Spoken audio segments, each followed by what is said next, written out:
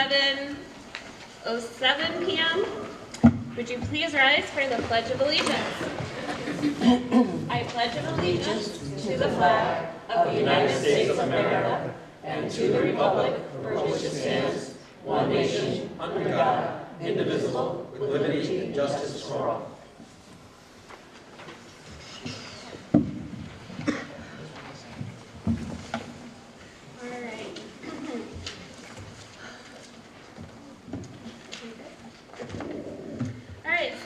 The minutes of the meeting of the December 12th, 2018. Is there anything anyone wishes to discuss from those meeting minutes? If not, I'm looking for a motion to approve. I move that we approve the minutes from the last meeting. I'll second. Motion's been made and seconded. Any further discussion? Hearing none. All in favor? Aye. All opposed? Any abstentions? I will. I'm just not here. Motion passes. All right, decisions of the expulsion committee. You have in front of you two expulsion hearings with the minutes. Ms. Berry is not here tonight, but Ms. Lemieux and myself were present at those meetings. Can we do them both? You can if you're agreed to. All right, so in this case, I'm looking for a motion to approve the minutes of the expulsion committee, or the decisions, of the expulsion committee. I move that we do so. I'll second. Motion's been made and seconded. All in favor? Aye. All opposed? Motion carries. All right, communications. Tonight you have in front of you a retirement. Mrs. Oh, I'm sorry. Skipping over because I put my note in the wrong place. Communications. So there are no communications currently. So with none, we'll move on to personnel. Retirements. In front of you, you have a retirement letter from Mrs. McFarland. She is a 7th grade social studies teacher at PCS. So I'd be looking for a motion to approve her retirement. I move to approve her retirement with regret because she is she has my grandson, so I'm very proud. and for the purpose of retirement. Okay, motion's been made. Is there a second? I'll second it. Motion's been made and seconded. All in favor? Aye. All opposed? Motion carries. Yeah.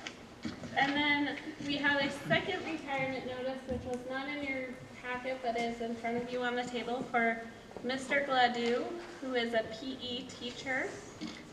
He's served the district for 35 years, and he is looking to retire. So I'm looking for a motion to approve his retirement.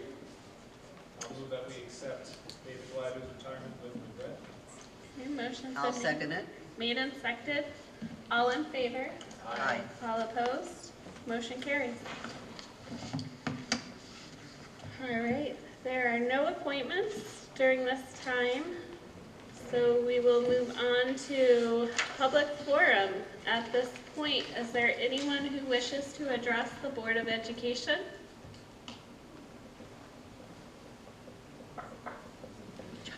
All right, then we will move on at this point to the student representative report.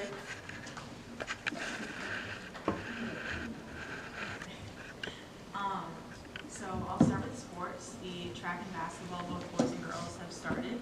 The boys basketball team is 2-5, up to a rough start, but I think they're going to pick it up. The girls basketball is 4-5, and they have a game tomorrow, actually, at 7. At the basketball games, the senior class is selling basket raffles to raise money for prom tickets and the class trip and stuff like that.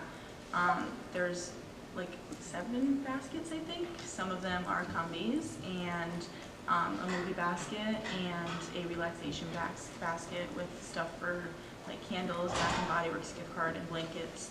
The track team is doing very well. I believe they've had 2 meets thus far, and they're pulling out some good numbers. Chamber Choir is on January 26th going to the Berkeley Jazz Festival again, so I'm excited to participate in that. And we have tomorrow Encountered Survivors Club. They're actually interviewing the Holocaust survivor's son. So I will also be participating in that.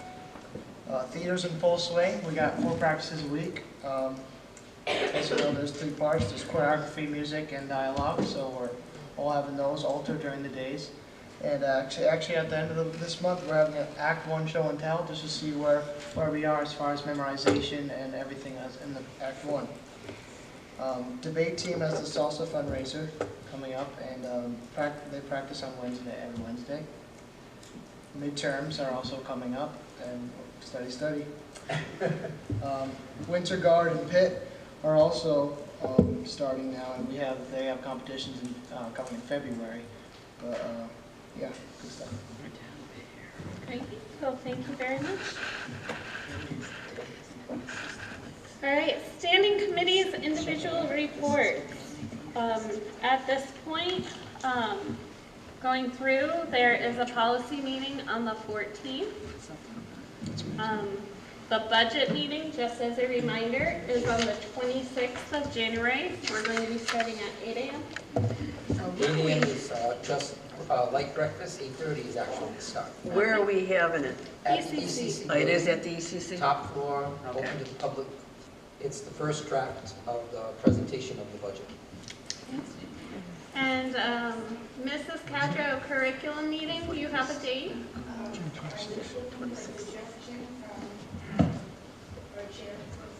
Uh-oh. What day do you need? I can do Mondays now, only just for until April.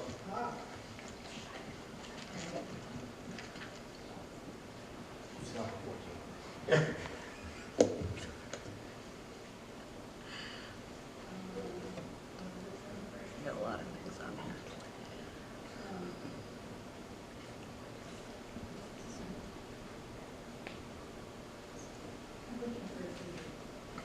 How about next Wednesday, 16th? You want it before the next meeting? Okay. We could do the 21st? No, that's Martin Luther King Day. Oh, that's Martin Luther, yeah, that's right. I knew it was familiar. The 28th then? That too early, late? I have another meeting. Okay, it's not on Monday. How about the 16th, which is Wednesday? 16th? Is this for a curriculum meeting? Yeah. The Sterling School Board meets on that Wednesday, and Okay. I attend those. You want to do the 23rd maybe? How's that? I can't do the 27th, but that's okay. Oh, I haven't found out what my grandson. 22nd, Tuesday? Sure. I'm good. Good? All right, so January 22nd, 5:30? Okay. What time is policy? 5:30. Just for the public. At the ECC building. Why are you having a policy meeting this? Oh, On I the didn't hear it. 14th. Oh, is that why you said not the 4th? Oh, I missed that. All right. I'm also going to recommend that we do have the additional committee that we had convened for the solar panel and lighting. So I would just like to get that committee together at some point, but we are missing Kathleen. Matt, you're part of that committee, so maybe we can pick an evening. I'll email us some potential dates, we'll put it out there, and probably towards the end of the month, or early into February. All right, with that, on the agenda, did I miss NSBA? Yeah. NSBA National Conference, which is the National School Board Conference. In your packet, you have the information. A few years back, when the conference was held in Boston, we went and we took so much from that conference with our communications, the way that we approach our dealings with the public, our mission statements that have appeared on our name tags, the way that we work at meetings, the way that we break down our budget. We really just brought back so much information from that conference that the conference this year is being held in Philadelphia, and it's the first, as I mentioned at the last meeting, it's the only conference being held really on the East Coast for quite some time, going out to 2023, in which it will be in Texas, I believe, and that's still not even that close. So I would recommend that we take the opportunity to go to that conference to learn what we can. So I'd be looking for maybe 2 members that would be interested in potentially going. I'm interested. Now, with that being said, there is no tax revenue impact. This conference would be covered through grants. In addition, the superintendent has offered that he will forego going to the National Superintendent Conference that's in California in lieu of this one, just because of the amount of information that we bring back that helps us move our district forward. So, what's the date again? March 30th and 31st, it's a Saturday, Sunday. It can be done by travel if people wanted to carpool to save, so we'll need flights. And we do believe that we have sufficient funds. This is if the board agrees that they, want to provide that opportunity for professionals. I'd be able to go. Okay, so then we will go ahead and work with Tammy to look into that conference.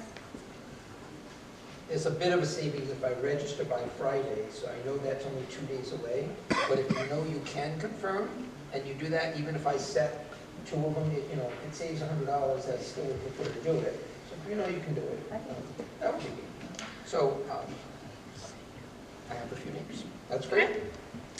All right, moving on to old business, fiscal year 19 budget and facilities report, Mr. Lucier. Thank you very much.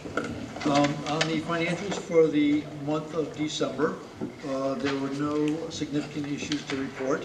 We're still monitoring our tuition outplacements. I'm working with Mr. DePietro and the administrators to try to find monies in the budget to mitigate the cost overruns that we're seeing in that tuition line. It's necessary that we do a reconciliation of that account so that we can step off and build our 2020 budget with a good base. So it's important that I get this reconciliation done before we build the 2020 budget, which, as you know, we're going to have a first pass on the 26th. So things are tight right now to get it done, but we'll make it. Great. The next component, another piece to add is we did receive another $200,000 EMS fire. Your general ledger report you see now, you're going to see a lot of negative numbers all over the place, but that's because we've incurred those costs against our standard budget, our regular operating plan, and I had not had an opportunity at that time to pass through those $200,000 to help mitigate those. What we have found is the total cost on the project at PMS against our operating plan is just about $700,000, with just under $300,000 being transition costs, which is well under the insurance claim dollar limit, and the balance being against property claim. We spoke with Mr. Suprin just the other day, and he said once the claim is finalized, it just takes him a matter of days to release the funding and give us the monies that we've incurred. So I've been keeping very close tabs on that, and they haven't had any questions at this point. So far so good. Okay. On the facilities report, this report ties quite closely with the facility walkthrough that we had back in October. And I distributed to you in November a summary report of the walkthrough. Things that are being done now at the various schools are in response to that facility walkthrough. At Shepherd Hill, we had the eyebrow gutter system, which is a plaguing leak for us. I believe Silktown Roofing, is it, Mrs. Strahan? Yes. Silktown Roofing has been contracted to come out and repair that gutter. Servco has been into the school and did a mold mitigation in the music room closets, and the ceiling tiles were being replaced by Mr. Wilcox and his team. The only carpet remaining in the school, I believe, is in the upper library area and the area of refuge. I believe there's a new wall in there now. I have not seen that Upper wall. library, it was, the railing was similar to what's in the stair right here, but it was all exposed on the top part of our library. So we put a wall up that covers that railing, so it's safer. It's safer for the children because they can't climb over this wall. Kind of an odd design for an elementary school, but anyways, that's been done, and we'll look into doing carpet replacement probably in next year's budget. The district energy conservation project, which is the LED lighting, was delayed slightly because of the issues that we had over at PMS with looking at the way the bulbs were installed and what kind of lighting they were projecting out onto the rooms. I believe that's been rectified, and Mrs. Trahan has reviewed a couple of the different options that were there, and I believe they have the go forward now. And I actually just came from there, checked on them, there's our saves tonight. Excellent, excellent. So that project is underway. As I noticed in my notes here, something I want to add, each of the schools currently practices the closing of the doors in the hallways and the stairwells as a result of the fire that we had at PMS. I've confirmed with all the lead custodians that that is a practice being followed now. So at the end of shift, everything's closed up, and over the weekend, things are closed up. So it should help eliminate serious issues if the unfortunate incident of a fire happens again. At Moosup Elementary School, I believe they did some smoke detector testing, and all the units are operational in that school. A few of the horns were replaced, I believe. Yeah, and there's one flasher that's not connected, so they need to run a line. It's Okay. outside. So Okay. that test went very well. Excellent, excellent. We are still waiting on estimates for the outlets in some of the rooms. We have not received those yet. The asbestos tiles that are still in that school have an estimated cost to remove of $21,000. We have not received a quote yet for the replacement tiles to go in place of those asbestos tiles. And my understanding is, and correct me if I'm wrong, as long as we don't disturb them, they're not posing a problem to the district. Encapsulated. They're encapsulated. It's just one of those things where we'd like to remove them from the district. It's just, as long as we don't touch them, we're not in any problem. So once we can find those monies, we'll get that underway. At Memorial School, there'll be a report, I believe, later on the Memorial School, the reopening of the school. But one of the things that was not part of the fire was the domestic water heater. I believe that's been replaced. Yes, it has. So that's up and running. Let's see, that's it for Memorial at this point. At the central schools, with the heavy rains we had last month, they experienced some leaks in the stage area in the art room. Silktown Roofing, I believe, came out and has remedied that situation, but now we have to wait for the next rain to see if it's been fixed. It won't be long. Well, yeah, let's hope it's snow. That way it gives us till spring. There's a compressor that controls the heating system. That seems to be giving us some trouble. It's noisy and running constantly. That system is an old system, and there's a lot of pneumatic tubing that runs through that building. So that poor compressor is running constantly trying to keep up with any minor leaks that might be in that tubing. Our building and grounds folks are constantly and closely monitoring that, and they're also looking at various replacement compressors to find the best price and most effective unit. I believe at the high school, the lighting order has been sent out for lighting. Mr. Worth, I believe that work has been done. They're replacing them now. I mean, this week, they've been replacing the lights in the parking lot. Perfect. Down the driveway. Perfect. So as you come in and leave, you'll see things. Those are all LED. All LED. All LED, 20 years. Okay, I believe that's all I have to report. Well, I want Yes. to add a little, first ask any questions, go ahead. Quick question, and I know many of us were in attendance last night at the town audit report. They mentioned a revenue stream that they couldn't fully reconcile on our end versus what the town has. Any clue or? I started reviewing that today, It's a rather lengthy, detailed process. I can tell you that our warrants for accounts payable and payroll match identically to what Kelly from the town hall is reporting as what we're asking for transfers when we move money out of the general, what do we call it, the school investment account and the federal funds. General fund goes there when we pay the bills. We are not over budget. Nothing that's been done from the school side is showing signs of overrun or impropriety. It seems to be some kind of a reconciliation between a bank statement and what has been transferred. I've asked the town to give me their numbers, and I got them, but they're rather obscure and very difficult to go through. So I'm starting the process of going through each one of our bank statements to match it against what they report.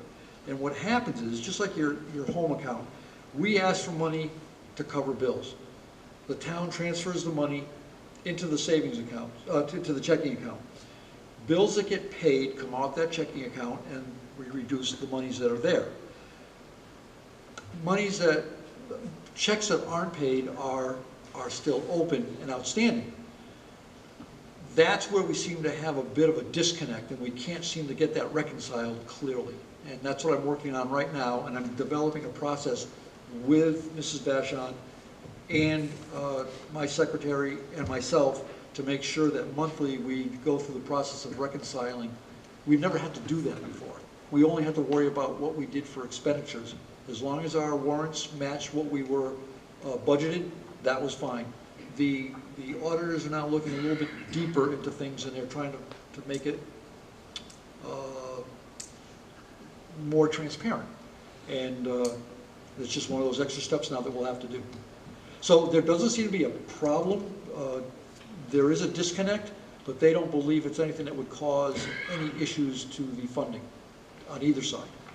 I don't know if that answers your question. It's a lot of words. As much as we can have at this point. Yes. Thank you.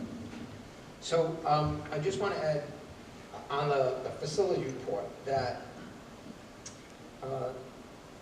we have an issue with heating systems. And so Ron explained that in 2 buildings, Memorial School, they had an issue with a heater need replacement, domestic water heater. And also Plainfield Central School, we have an issue with the heating system. So this is one of the things that's happening. This is the wire that connects in at Memorial School, which connects the heating unit for one of the classrooms. And you can't see it from there, but what's happening is, because these are about 40+ years old, they have a tendency to wiggle from the fans running and the heat running. And as it does that, it can arc. So what has transpired is, during the Christmas break, if I'm correct, this one failed and started to melt the wires. Now that doesn't mean the school would burn down from this, but after the sensitivity we have now, where a non-heating unit fan vent arced, came to a couch and created an issue with the school being closed because of the amount of fire damage, I brought this to the attention now of the town and explained to them, these parts are not replaceable. If we have some on hand, or if we shut one of the systems off and the wire is good there, we can't. So our maintenance people, Dave Kettle, was able to fix this for us, right? So I'm sorry, we took it from another one where it was not needed and stuff. So our concern is that, as you know, 3 years ago, we replaced the roofs on every school, for the most part, that needed it, not the high school, not ECC. And in that bond that we put forward, it was for $4 million, because we had to include for the state anything we might ask for. So we did roofs, we talked about heaters. In the study of the roofs, which were all authorized by the town, they also authorized a study and looked at the fact that there was a heating problem, an age of the heating systems at the middle school, at Memorial School, at MES. And the first estimate they gave was about $10 million. We then had another relook at it during that cycle of looking at the bond, and because the bond exercised use of about $2 million of the 4, it was well beyond the scope, so we were not able to repair or replace the heating. The reason I bring it up here is Ron is explaining to you every month that we're having some issues that relate to elements of the heating, and we're continuing to talk to the town. But I feel that it's important that the board be aware there's no surprise knowing that we are showing the signs that the heating systems are beginning to fail. We lost a compressor, we lost elements of the heat. We now put thermostats in separate rooms at PCS to keep more heat because the rooms are not regulated. Some rooms are warm, some rooms are cold. MES is all electric. So I'm concerned for us as a board that we did write a plan. There was a Project 2020 plan. It is in the hands of the town. They know it. There's been a study done that says somewhere between maybe 6 and 8 million. And now with the new energy thing that we're doing and with some rebates, this may be an opportunity. So you're going to see it come up before this meeting's over. We're going to be talking about where we're putting money in our capital plan. I just didn't want to not have the conversation of where to come from. It's real. I mean, it's just something that eventually will fail us. And the day that the heat isn't working, we have to close the school. So I'm really concerned about that for us. We have a great plan. We know what we need to do. But it's a matter of managing the funds and monies. We have to be able to be at a point where everything is stable and we can basically talk to the public about the need as a real concern for heating in the system. All right, so that's definitely on our radar now, of continuing to evaluate those heating systems and to monitor them. And carefully be watching. All right, so reopening of Plainfield Memorial School. Well, I think it begins with you that who visited. You may want to just share what you saw. We can tell you the building is ready. It was beautiful. It was unbelievable how much work has been done. It was nice walking into those classrooms. There was no smell. I purposely was trying to see if I could smell any kind of smoke or soot or anything. There was nothing. It was just beautiful classrooms. All look like they're well loved and well used. Each of the teachers have their own personalities in there. It was really cool to see it. And it's just, I was saying to, I think it was to Matt, that it's such a tragedy and it's terrible that this ever happened, but it's so inspiring to see how the town came together, that the whole community working together, but then to see all the workers that had to work to bring this to what we have today. It is very inspiring to see, and we're very lucky that we have the people we do have. And thank you, Natasha, for all you've done. I was saying to Natasha, it must be nice to start to look forward to some normalcy, whatever normalcy is in school. We're all very happy. Yeah. Everywhere you go in that building, it's absolutely gorgeous. I can't wait to see the library when the books are in there. Just everything, from the furniture to the way that you can feel the warmth in that school of just everyone being happy. Everyone's very proud. Very, very proud of And they should be. You worked very hard. For a scale of project that size, given what happened, the turnaround time, less than 4 months. I would challenge anybody to find comparable situations where such a level of quality was achieved. Still some things to check off on the checklist going forward, but I mean that's all the big fishes. All the big fish has been pulled. So. Absolutely wonderful too. Just the staff. I know we have Mr. Kadowski here, and just thank you again, and thank you to all of the teachers, but thank you as well to the parents who bared with us through the last few months, and thank you to the children, because you see them in the classrooms and they're lit up, and you can definitely tell that they're home now. Job well done. Let's never do it again. Yeah, please. All right. So those who would like to visit there, we're going to make some opportunities. PTO tonight had a meeting there, but you can see just the quality of work. I do want to tell you, it took a lot of everybody to make this happen. 3 times for the teachers, from preparing their original classrooms to re-preparing Killenly to re-preparing their classrooms. And when you walk in, you virtually see classrooms that look like they've been lived in and loved, since. I mean, it's amazing, and everybody made that comment, so we wanted to do that. And I know that you and I talked about, we need to do something. And Mrs. Lemieux had an idea that I just think is the right idea, and I want to suggest it tonight. Her idea is that we run a re-commemorative service of the building and basically make a plaque with every single teacher and worker's name on it, identifying that they helped to restore this building.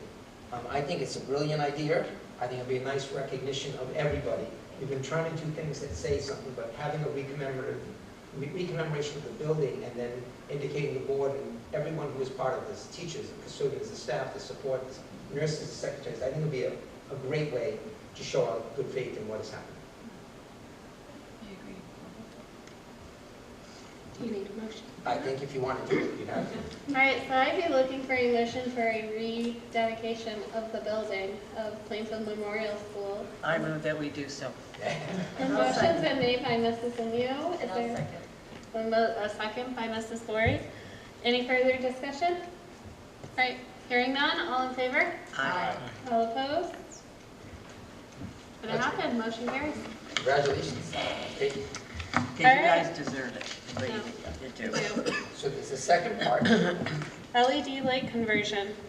And again, I'll let the board speak for itself. For those people who happen to see the piece of paper, this is not PMS. But after PMS was complete, for the most part, it's the little things that we're doing. We moved to Shepherd Hill, and Mrs. Trainer was kind enough to show it, take a picture of 2 rooms side by side. And so this is not a structure, a reconstructed picture. This is a picture of 2 rooms. And the room to the right has the LED lighting in it. And the room to the left has yet to be done. So they both look bright and cheery, but when you look at it, you see the warmth and the brightness of the room on the left, if you're looking. And if you look at the right, it looks much softer. It's much more natural lighting. You go to the town hall now, you see this lighting. There's other things that you don't see, which is really nice. You don't hear the ballast, that humming when you're sitting in a room and those lights are on, you have and when someone turns the light off, all of a sudden it says your body calms down, because fluorescent lights definitely have, we have them all over there if you didn't see them on the way in. But, so you don't have the ballast, which means you don't have the possibility of a fire, because the ballast, the things that smoke. You don't have the orangey glow of light. You now have an LED, which gives a much more bright white, kind of simple light. But that just shows you what it looks like side by side, and this copy's for you. Again, the board visited today, and those who want to speak to it will tell you it makes an appreciable difference. Oh, definitely. I took the opportunity this morning before school began to go over to Shepherd Hill just to see this in person, because I've gone through Plainfield Memorial School when they had the conversion over to the LED, and I've looked at all the other schools as well, and I walked in, and it definitely is bright, and it's cheery, and like Mr. DePietro said, there's no hum, and then you walk to the other, and then all of a sudden you notice the yellow glow of the lights, and I have to say it's definitely feels much more updated with the LED lights. It was very bright, it was very obvious that it had been done, and I have to say that I was impressed with the conversion at Shepherd Hill. Certainly, going forward, I think we've learned a little with Plainfield Memorial School being the first school. Shepherd Hill is now the second school, followed by the high school. ECC. And then it would be MES. I also took the opportunity to just kind of look at the ECC building and MES as well, and I have some concerns which we'll discuss at the MES proposal. But I do have to say that when you walk into the classrooms, it's much brighter with the LED conversion going on currently at Shepherd Hill. Seeing this picture helped me with my decision. I said I really have to see it in person too, because What is the cost per room? So for PMS, for example, is $100,000 For everything? for For light all of the light bulbs. conversion. $100,000. Okay. That's the hallways, that's the classrooms, that's the whole shebang. Correct. Okay. Now, I don't know if you're thinking that's high or low, but that's $100,000, which is substantial. And then about $38,000 of that is grant subsidized, so that comes as write-off. You get that money from federal to offset it. And then the remaining money, which is about $60,000, that has to then be prorated over the next 4 years. So the estimate on Memorial School is that the LED conversion from 100-watt units down to 28-watt units, saving 72 watts per unit, 9 units in a building, 25 rooms in the building, is $13,000 to $14,000 per year. So the savings that we have by just converting the bulbs and getting rid of the ballast and putting these in, just by putting in different bulbs, getting a soft white natural light, will save $14,000. If you multiply 14 times 4 years, you're going to see that we're talking about $56,000 to $60,000 in 4.5 years.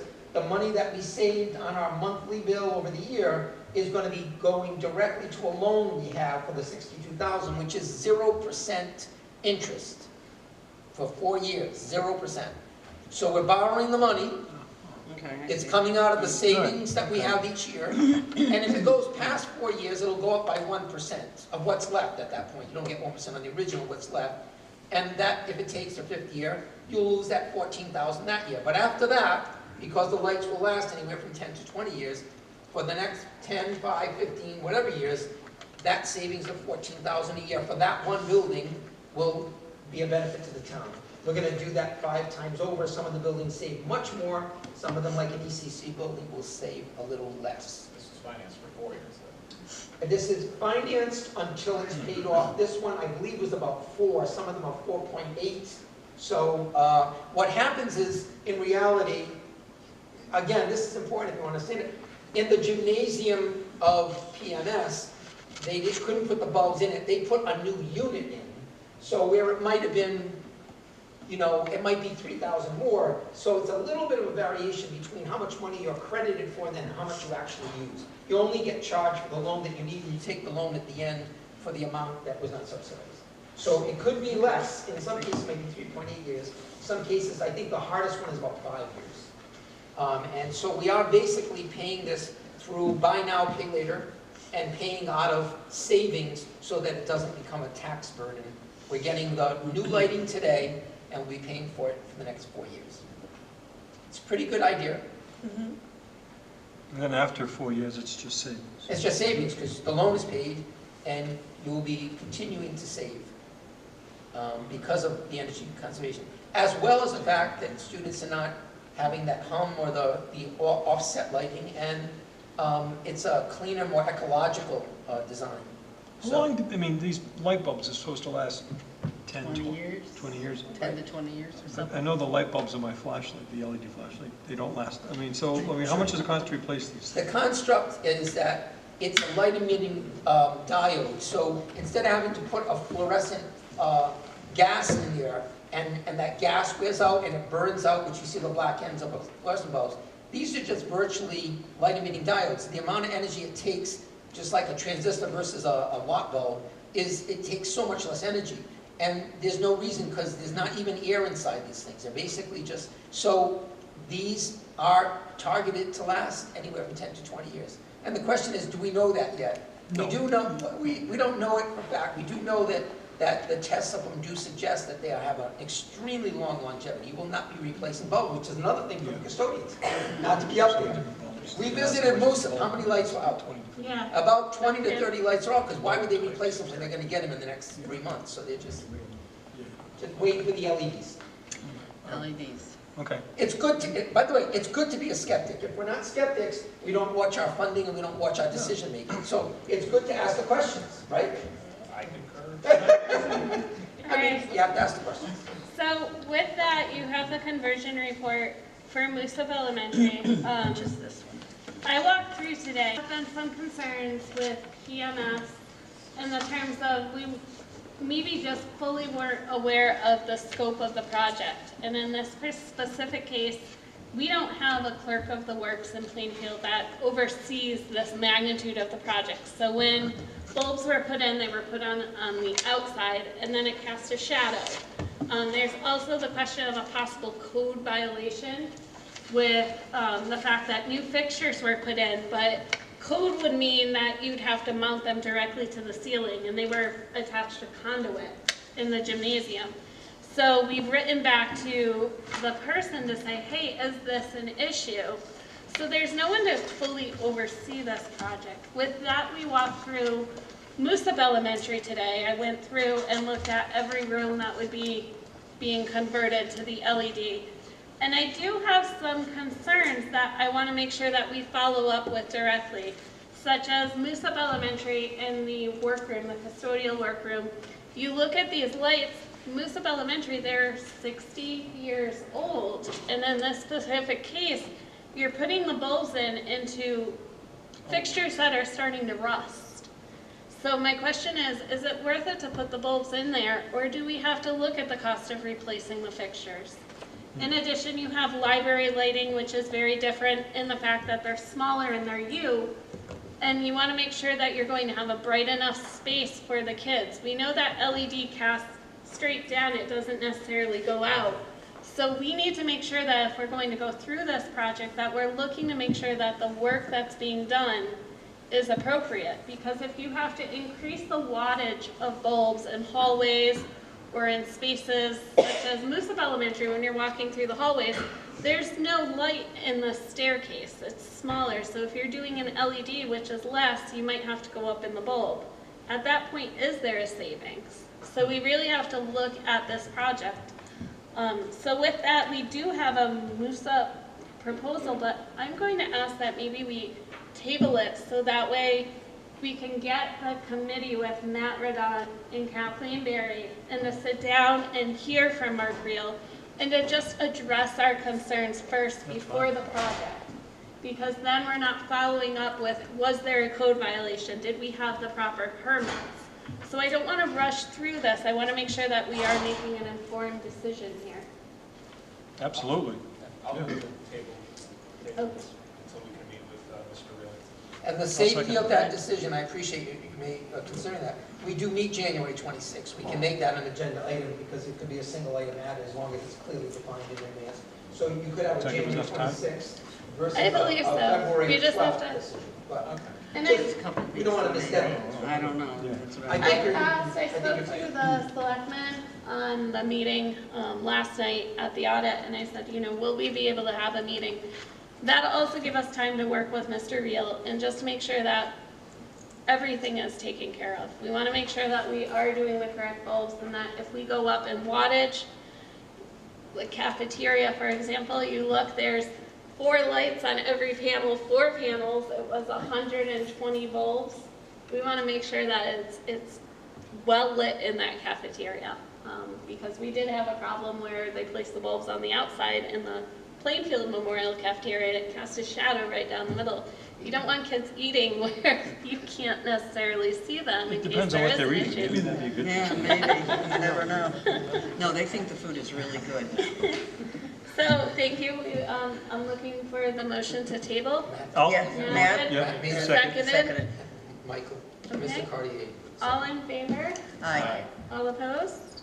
All right, motion's been, LED conversion and Moosop Elementary is tabled until we get our answers. Capital improvement 5-year plan. I just wish to note that when we do our facility walkthroughs every October, that is reflected in this capital improvement plan. So it's attached as the 2019-2020 5-year capital improvement.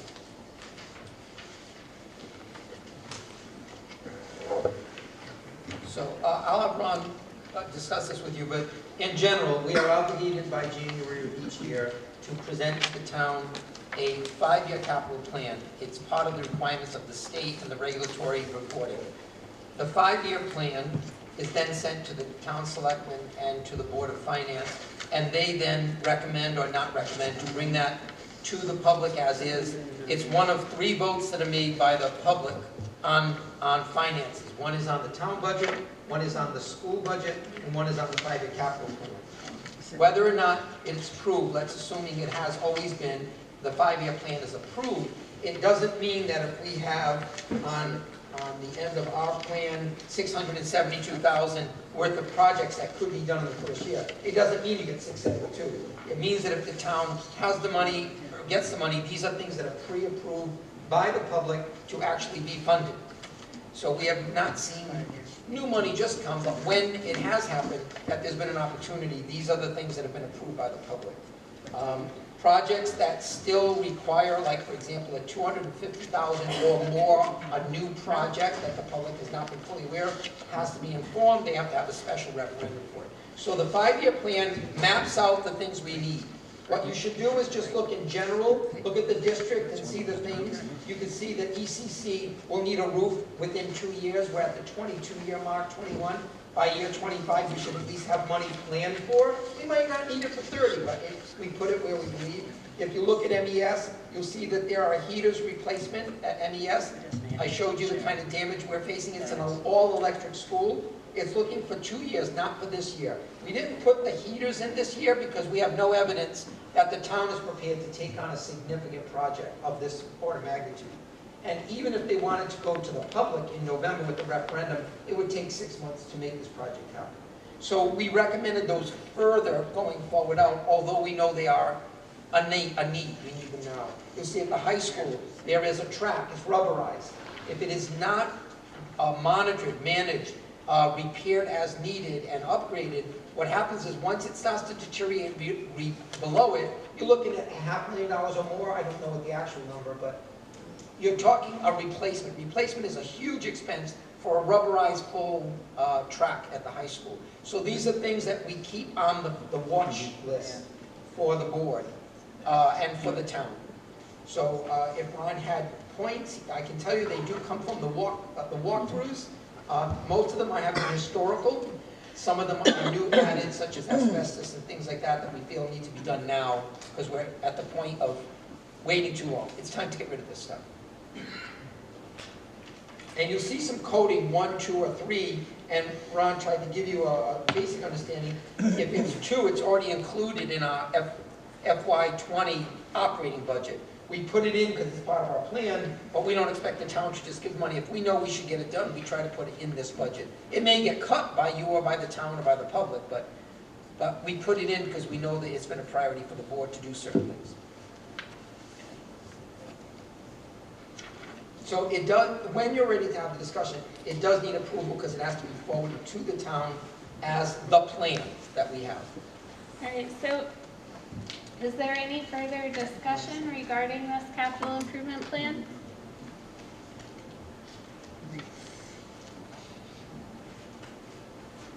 If not, I'd be looking for a motion to approve the 5-year capital improvement plan. I'll move that we accept the 5-year capital improvement plan. And I'll second it. Motion's been made and seconded. All in favor? Aye. All opposed? It'll be posted to the website by the next week. Okay. All right, new business, PEA contract consideration. At this point, you've had the PEA contract in front of you to review the points of the contract. And I would just suggest that should no discussion of the conditions be needed, I'd be looking for a motion to approve. But if there is discussion, it must be done in executive session at this point because this contract is not public yet. So is there any discussion that anyone wishes to have? If not, I'd be looking for a motion to ratify the PEA contract, for a motion to go into executive session. I move that we ratify. I second. Motion's been made and seconded. All in favor? Aye. Aye. All opposed? Motion carries. Any abstention? I will abstain. Abstain. One abstention. Okay. General public. Yeah, I'm going to ask you to walk through for the points of the contract for the public. Yes. So, first thing in the process is that with this ratification, this is a contract that has approval by both parties. It then goes to the towns for public awareness and public review for 30 days. That'll be done at a point that both sides have had full time to look at any editing. Although I commend the PEA, they've been working very diligent with us and on their own part to produce the document as in a final detail so that their own membership could ratify and review this. This is a 2-year contract for the public. We typically can have a 3-year contract, and in some cases, more recently, we have a 1-year contract. We're in a kind of fluctuating time of finances. We don't know where the state is going. We don't know its solvency. We know Plainfield's solvency, and we know our obligation to educate our children. But with all of that concern, trying to project out 3 years, took a conservative approach, and both sides agreed we would do a 2-year contract. The agreement, in fact, is a rate of increase of 2.5% each year, which is below the average of the state negotiated settlements right now. There is a big challenge in Hartford. They're going actually to arbitration, I believe, because of not reaching a settlement. I commend again the people who have to negotiate this, because you have to know where Plainfield sits. There is no lack of understanding that the northeast corner is a challenging financial corner. We have 50+% poverty, but so does Putnam, so does Killingly. Some districts have alliance funding, and they may have a little bit more opportunity. We don't have that kind. But the reality is the membership asked for things professionally that they felt are needed and due to the employees, and the Board of Ed asked for things that they were seeking to benefit the town, the students, and the families. The net impact on the taxpayers, I can tell you, is that even though you're hearing a wage increase, I believe that part of that is offset. Tonight you heard some retirements, and so whatever the net cost is, and I brought this to the town, to the First Selectman, and to the Board of Finance, because one of the things we're trying to do is keep the level of communication open, that they're fully aware of and understanding that there is a reality. Wouldn't you like to have, 0, 0, 0s? Those are not reality. The reality is to try to be fair, and in this case, I wanted to understand that this is very kind and fair on the part of the teachers' union. For students and family, the most significant change is that there is a change where at least 2 days a week, there is an extension of the day to add more time, because we have a number of children who don't have that opportunity at home for the kind of something. Your employees, your teachers, your educators agreed in this contract to add time 2 days a week, and then ultimately in the second year, there's a bit more time, and that time really is dedicated also just for the teachers, for that common planning time. But there is an extension of the day, and this will be documented for you. That's a significant contribution on the part of the membership. Some of the most significant professional requests and benefits, which were very deserving and requested, they wanted to make sure there was guaranteed daily preparation. When a contract says that there's minutes, and it could be 240, 300 minutes, sometimes because of a rotating schedule or something else, or because there's art, music, media, and PE, there may be a day where there isn't some coverage for that special area, and the teacher may not have a prep that day. It's very difficult when you're dealing with a number of children, you're seeing them all, and you don't have that time. So one of the guarantees is that there will be a daily preparation for not less than a certain amount of minutes. That right now the lunch has been approximately 25 minutes, and just a courtesy was, just to show good faith, 30 minutes is what a typical lunch, and we can manage that both for the children as well as the adults. And we felt that that was not only a reasonable request for the adult and the employee, but also to think about the students having that little extra time for their lunch to eat and take that time. So we thought that was a reasonable request. There was a request that if you look at the sports that we offer and the activities, we have a number of sports that are comparable to any others, and we have some programs that we think rival other districts. But our stipends are not at the median of our region. So what we did do is we agreed, based on a very powerful presentation by the membership, that we needed to move this forward. Probably one of the more glaring is that we had 1 or 2 sports where the average in the region might have been about $4,400 for one of the sports, and our coaches in that region, in that area, might have been making $2,400, $2,800. That's a significant difference for their colleagues and their counterparts in other districts. So that over 2 years was moved to the median. That doesn't mean they're the top in their group. It just means that this was something that they asked for, respectfully, and it was worked on to be achieved. They also, something that's been asked for in a number of years has been, there's individual dental, but there are a lot of our teachers have families, and they wanted to have family dental, and that was included, and it's included that we still offer the individual, and we have a copay. but we allowed it to be extended because our cost of family dental would definitely be a benefit to the member at the cost to the member, but it definitely allows them to look at something more cost effectively for all of their children. And for those people who know about, if they're in either municipal or in private sector, family dental or family health is really important when you're raising a family to have that. So family health insurance has always been available. Individual dental, it now will be individual dental for the employee, and they can ask for and request and agree to pay for the extension to get to family dental. The final, what you heard is a significant one that everybody targets, is a salary increase. Again, I can only tell you that we are approaching median. This does not put our membership, our finances weren't there to be able to do that, but I can tell you that there was a good faith effort to at least try to move the employees to the median in the area. So I would say to you that we have a debt of gratitude for the negotiations that took place. We certainly have a process that takes weeks, sometimes months.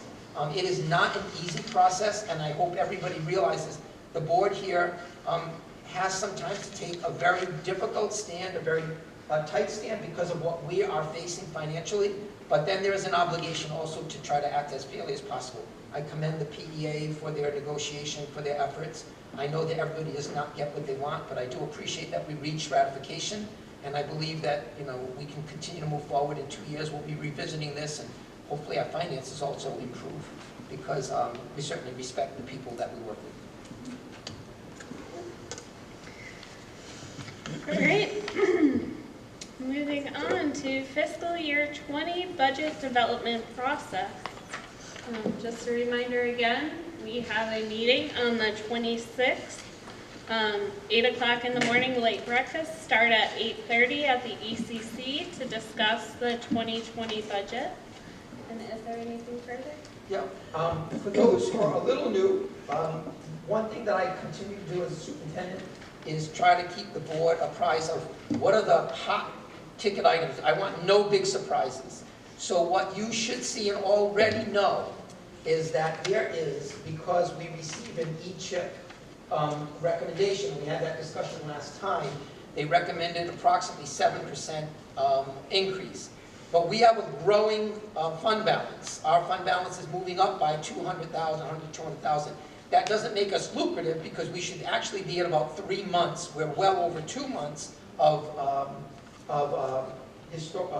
fund balance coverage. So we're in that range, moving from 2 to 3. But with that rise, we probably will be projecting 5%. But there's $250,000 that we can't. The town knows it. The town actually is going to put 7% on their side, I believe. I don't believe that's going to change. But we're in that same realm, and we think that we will be healthy and fiscally responsible here, offering a more conservative. We will review this all the way up until we go to the Board of Finance, because if there is money we can save, every time we don't go up, it's not an impact on the employer or the employee. So if there was no change, they know their copay, we know their amount. If it goes up by $100, they only pay, the employee pays $20, we would pay $80. So it's really to both our benefit to watch that grow, and but not grow, and that's why we're doing this. That's why we've had virtually over the last 4 years, I don't think we've had a 10% growth overall. We had 3 years where we had 0, one was actually a decline. We then had to come in with the 5, we're coming in again. So it's about a 10 or an 8 to 10%. Compared to our colleagues, we are right now the lowest. Plainfield is the lowest in our region. There are some districts that are realizing 8 to 12 to 14% growth, just because of the cost of health insurance. We, in fact, are having even a better year than the prior year. So one is expected $250,000, and then you heard today that there could be an impact of $250,000, not the teachers, we're talking every possible union we have. We try to remember, the board said we would give a 1.5 this year to take a 0 the next year. You took that leadership to basically keep that cost in that subset of employees. There's a subset of employees that accepted that 1.5, 0. That helped. You know that we flat funded, or flat rated, not flat funded, flat rated our DACO, and that was a potential $50,000 cost. And then we're looking at other things that we can do. So if you're looking at expecting to see a zero growth, you'll probably see somewhere in the realm of $500,000. That doesn't take an action now. I just wanted you to have some idea of where you're going to see the numbers come from. You get a detailed budget that shows you every increase and every offset decrease that we try to present to offset that cost. What you do as a board is your collective thought. We try as administrators to give to you the heads up all the way across, so you're not sitting there saying, where did this come from? There won't be a where did this come from. But we know that there is a fiscal conservative responsibility for the district. We understand. Which MBR number are we building this budget towards? What the state said it should be, or what we budgeted on? All right, God bless this question. Okay.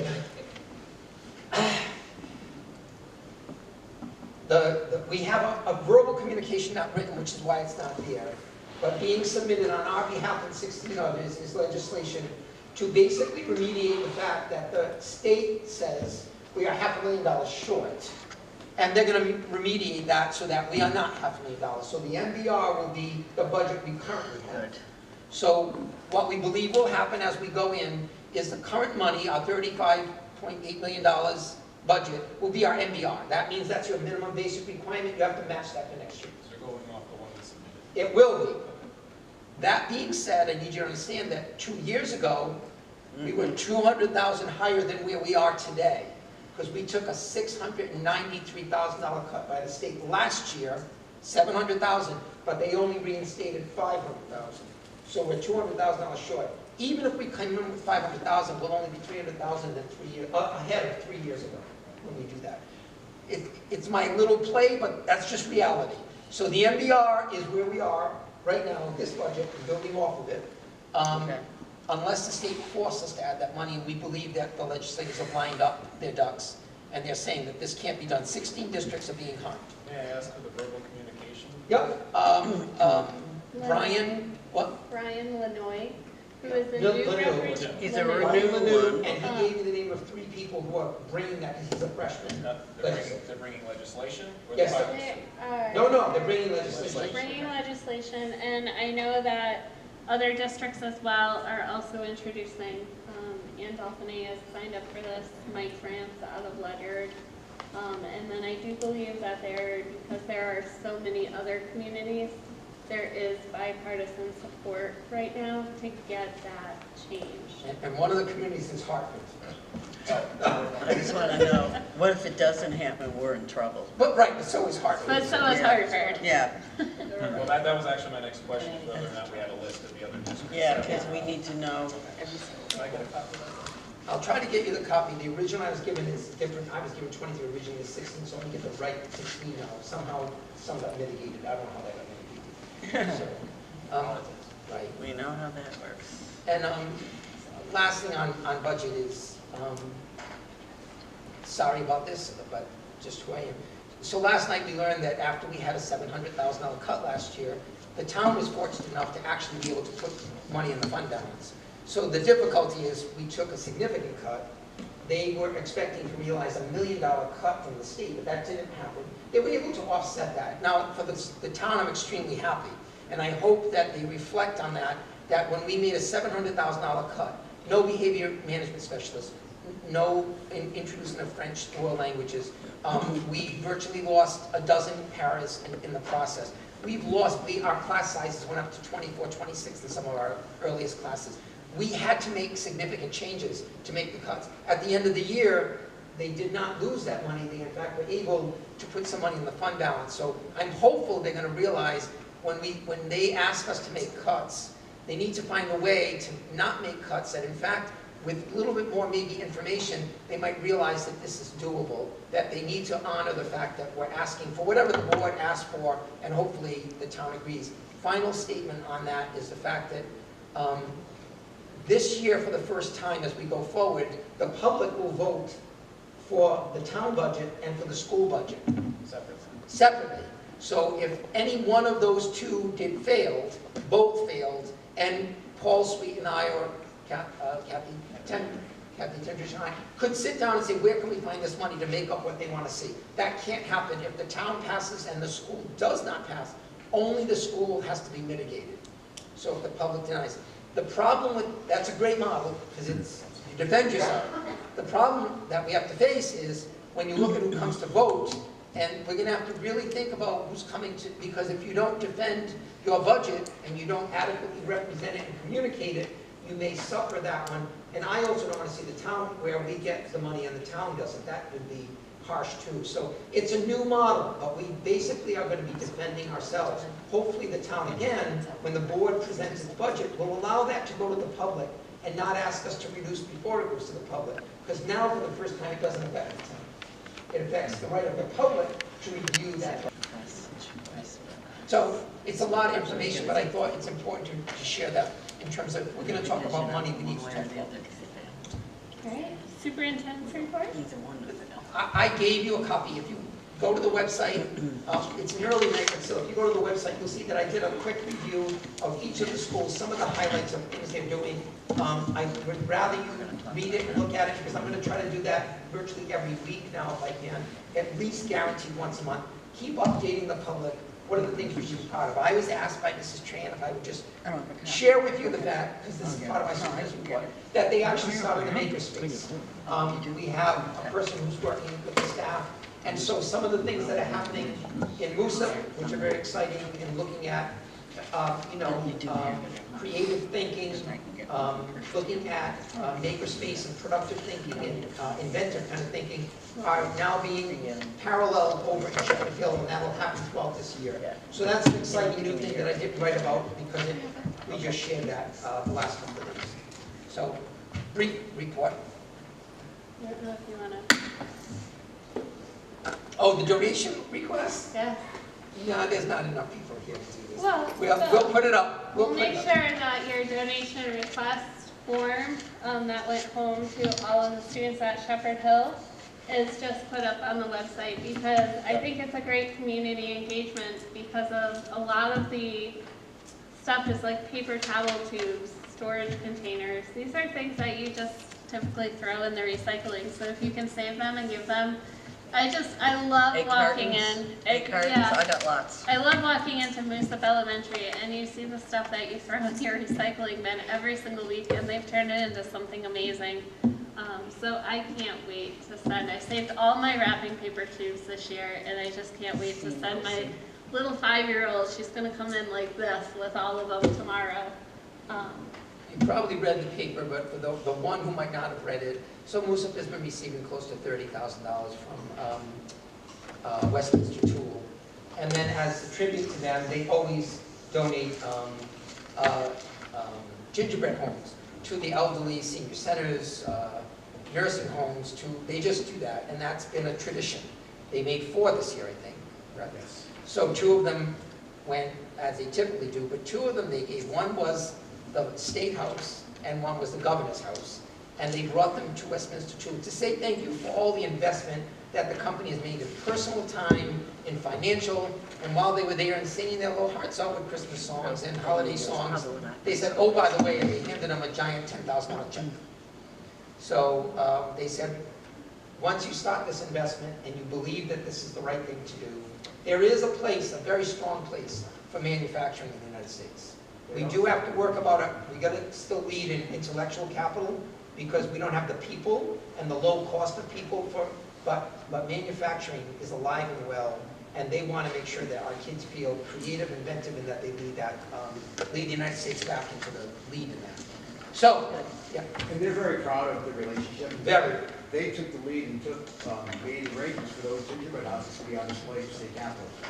Oh, really? Yeah. That was And the board here clearly, if you read their strategic plan, they are moving towards getting a STEM strand right through K-12. They believe it's important to have STEM right through, as early as 3rd grade and going over to 12. And that's a great way to start, inventive kind of thing. Great. We're even going to have a STEM night on the Discovery Bus this coming summer, so we'll continue it through the summer as well. With that, I'm looking for a motion to adjourn. I move that we adjourn. Motion made and seconded. All in favor? Aye. All opposed? We're adjourned.